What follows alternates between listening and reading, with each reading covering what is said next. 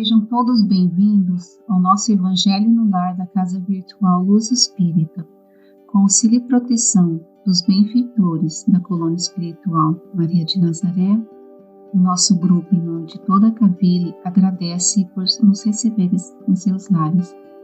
A nossa equipe está composta da nossa irmã Rita, com a prece inicial, com o nosso irmão Ney, com a leitura do capítulo de hoje, do livro Caminho, Verdade e Vida, seguindo os comentários com a nossa irmã Rita e por mim com as reflexões do mesmo. Vamos emanar boas energias para levar luz e conforto aos nossos lares materiais e espirituais, bem como toda a espiritualidade protetora presente, onde quer que se encontre, na harmonização dos lares e fluidificação das águas, lembrando que deve ser um recipiente exclusivo para cada pessoa o animal, pois os remédios espirituais são colocados de acordo com a necessidade de cada um. Solicitamos a nossa irmã Rita para conduzir a prece inicial.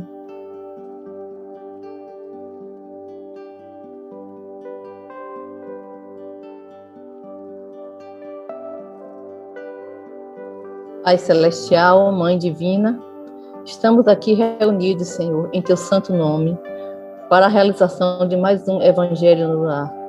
Te pedimos, Senhor, a Tua proteção, a proteção dos espíritos superiores que nos orientam e nos guiam, para que possamos realizar esta reunião dentro de um clima de harmonia, para que todos aqueles irmãos, encarnados e desencarnados, que estejam participando dessa reunião, possam realmente receber essas bênçãos e possam cada vez mais melhorar em si mesmo, em busca desse bem maior, que é o amor de Jesus, e para que possamos também, Senhor, viver este Evangelho na prática todos os dias de nossa vida.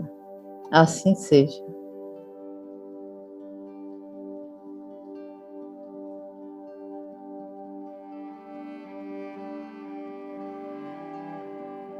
Nossa reflexão hoje é do livro Caminho, Verdade e Vida, Francisco Cândido Xavier, pelo Espírito de Emmanuel.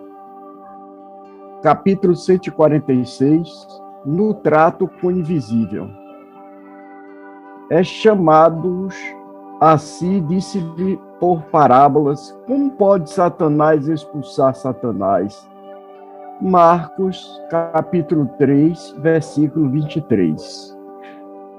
Essa passagem do Evangelho é sumamente esclarecedora para os companheiros da atualidade que, nas tarefas do espiritismo cristão, se esforçam por auxiliar desencarnados infelizes a se equilibrarem no caminho redentor. Ninguém aguarda êxito imediato ao procurar amparar os que se perderam na desorientação. É impossível dispensar a colaboração do tempo para que se esclareçam as personagens das tragédias humanas. Segundo sabemos, nem mesmo os apóstolos conseguiram, de pronto, convencer as entidades perturbadas quanto ao realismo de sua perigosa situação.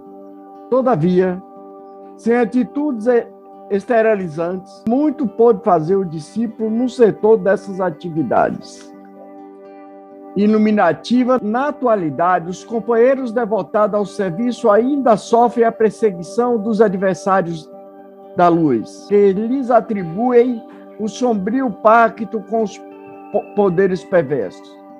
O sectarismo religioso congomina-os como sequazes de Satanás, impondo-lhes torturas e humilhações. No entanto, as mesmas objurgatórias e recriminação descabida foram atiradas ao Mestre Divino pelo sacerdócio organizado do seu templo. Atendendo os enfermos obsidiados, entregue a destrutivas forças da sombra, recebeu Jesus o título de feiticeiro, filho de Belzebu. Isso constitui a significativa recordação que naturalmente infundirá muito conforto aos seus discípulos novos. Pois bem, a nossa reflexão de hoje traz essa passagem do Evangelho que é sumamente esclarecedora para todos nós, pois há muito preconceito em torno das atividades espíritas, sobretudo aquelas relativas ao trato com os espíritos em desalinhos. Nessa passagem citada e refletida pelo Espírito de Emmanuel, para nos consolar, o Cristo tinha curado muitas pessoas, seja de aleijumes, seja de possessão espiritual. E os seus inimigos os acusavam de estar acostumado com o Satanás. Mas Jesus colocou aquela assertiva, que complemento aqui. Um reino dividido contra si mesmo cairá. Uma casa cheia de luta e divisão destrói-se por si mesma. E se Satanás está lutando contra si mesmo, como pode ele realizar alguma coisa? Não sobreviveria nunca. Marcos 3, versículo 24 a 26. Então, quando formos tratados como macumbeiro ligado ao diabo, porque nos reunimos com os espíritos, seja para libertá-los dos processos subjugatórios que se comprazem, seja para receber do alto esclarecimentos prementes. Não nos importemos, pois o Cristo também foi acusado desse modo, como Emmanuel nos lembra. Pois bem, devemos considerar que o Cristo não só curou os endemoniados, e quando fez gratuitamente, orientando que fizesse o mesmo do mesmo modo. Senão, vejamos em Mateus 10:8, restituir a saúde aos doentes, ressuscitai os mortos, curai os leprosos, expulsai os demônios. Dai gratuitamente o que gratuitamente haver recebido. É importante notar que muitos somos confundidos com irmãos que fazem de sua mediunidade uma profissão. E refletindo sobre essa passagem de Mateus, aqui transcrita, vale acrescentar que Allan Kardec nos esclarece com o Evangelho segundo o Espiritismo, no capítulo 26, item 2. Dai gratuitamente o que gratuitamente haver recebido, disse Jesus aos seus discípulos.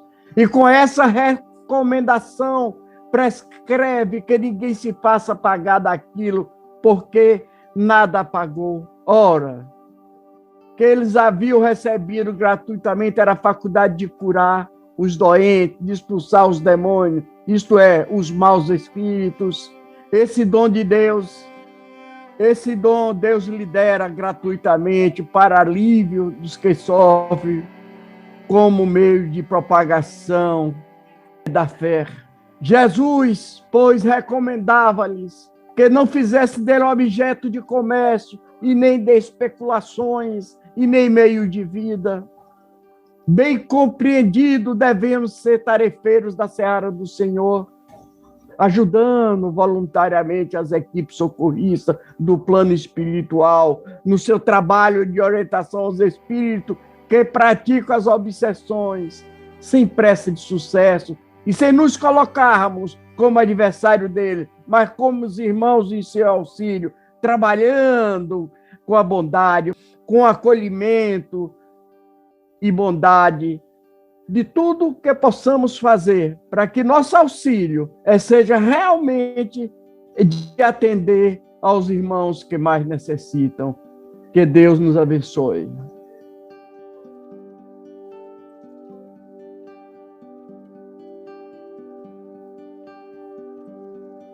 Esse versículo de Mateus, ele realmente vem esclarecer muitas das interpretações errôneas que nós, do Espiritismo, sofremos, porque muitas outras religiões, outras pessoas de outras religiões, acham que o Espiritismo é coisa de demônio, porque eles não acreditam na sobrevivência da vida após a morte, mas não acreditam que os espíritos possam se comunicar com as pessoas aqui na Terra.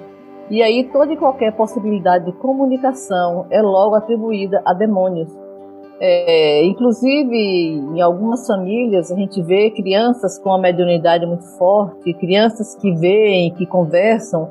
E aí eu me lembro que na minha cidade natal tinha uma criança assim, e que os pais tinham medo de levar na igreja, porque eles iam taxar de que a criança estava de posse com o demônio. E eles ficaram muito confusos, porque eram católicos e não acreditavam nessas comunicações, até que levaram lá no centro espírita e o diretor do centro conversou com os pais, orientou e disse que não tinha nada de questão de demônio. A criança era uma criança de uma mediunidade muito forte, ela via e conversava com os espíritos. Então esse versículo de Mateus vem justamente nos esclarecer isso, porque Satanás lutando contra Satanás, como é que Satanás vai expulsar Satanás? Como é que um demônio vai expulsar demônios? O que acontece é, como o Ney explicou muito bem, são espíritos muitas vezes que estão nas trevas da ignorância e começam a cometer assim, atrocidades, obsessões terríveis. Mas esses irmãos, eles não são Satanás, são espíritos que estão precisando da ajuda dos espíritos mais evoluídos e inclusive da nossa compreensão, para que nós possamos também auxiliá-los nessa luta ferrenha que existe dentro da gente, para que nós possamos assim evoluir cada vez mais em busca de uma evolução espiritual maior, em busca do nosso aprimoramento.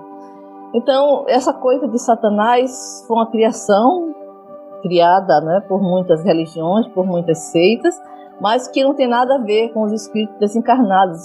Nós vamos encontrar no mundo espiritual, claro, espíritos de todas as classes, das mais adiantadas às mais atrasadas, mas que nenhum deles tem parte com Satanás, nenhum deles são Satanás, nenhum deles está assim condenado a viver eternamente na maldade e no erro. Então precisamos compreender a ignorância de algumas pessoas, desculpá-las e, se possível, a gente até esclarecer. Se não der para esclarecer, que a gente fique calado e depois a gente vai mostrar que, através do nosso exemplo, as pessoas vão começar a ter mais crença, a ter mais fé no nosso espiritismo. Eu digo isso porque na minha família teve casos assim, em que a partir do nosso comportamento, da mudança de comportamento, a partir inclusive do nosso exemplo, algumas pessoas já estão se voltando para o espiritismo. O espiritismo deve ser uma coisa realmente muito boa, porque a gente vê o progresso, a gente vê a evolução. Então essa ideia de Satanás, isso está cada vez mais sendo esclarecido, não somente pelo espiritismo, mas por outras doutrinas que acreditam na reencarnação e acreditam inclusive na participação dos espíritos desencarnados no mundo atual. Então esse versículo ele é muito esclarecedor e é bom que ele nos serve ele serve inclusive de exemplo para, se alguma pessoa vier com esse discurso, a gente pode usar inclusive a própria Bíblia e dizer que, assim como Jesus foi acusado de pacto com o demônio, qualquer um de nós pode ser também acusado, mas vamos simplesmente orar para essas pessoas e pedir a Deus que nos oriente na melhor forma de responder a esse tipo de acusação.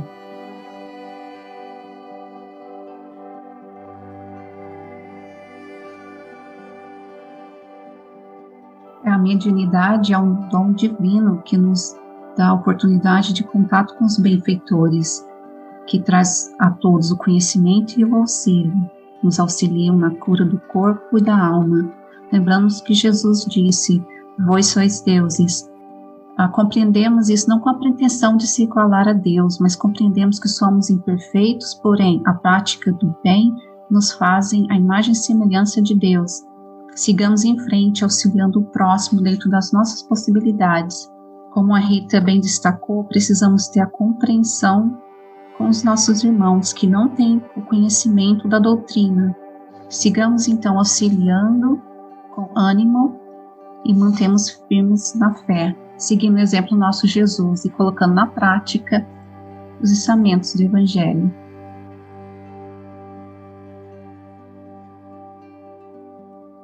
os entendimentos tão bem explanados por nossos irmãos, vamos procurar interiorizar o que nos foi apresentado, refletindo intimamente por alguns instantes.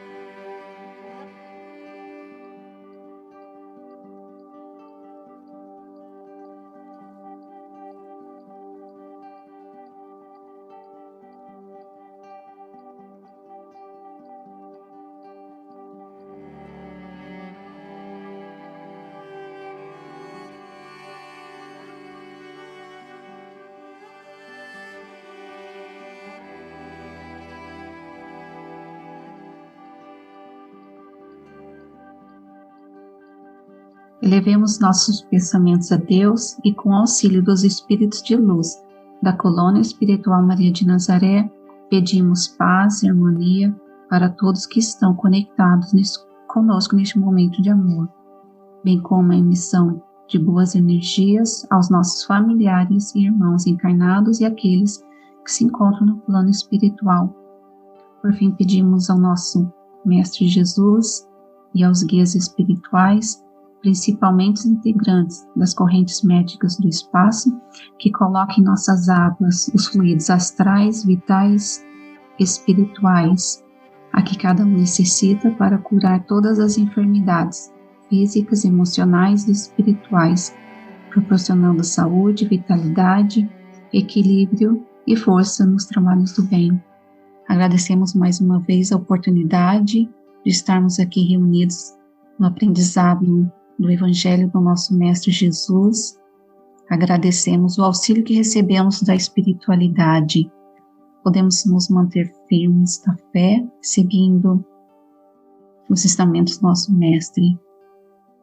Sendo assim, pedimos a permissão para encerrar os nossos estudos de hoje. Que assim seja.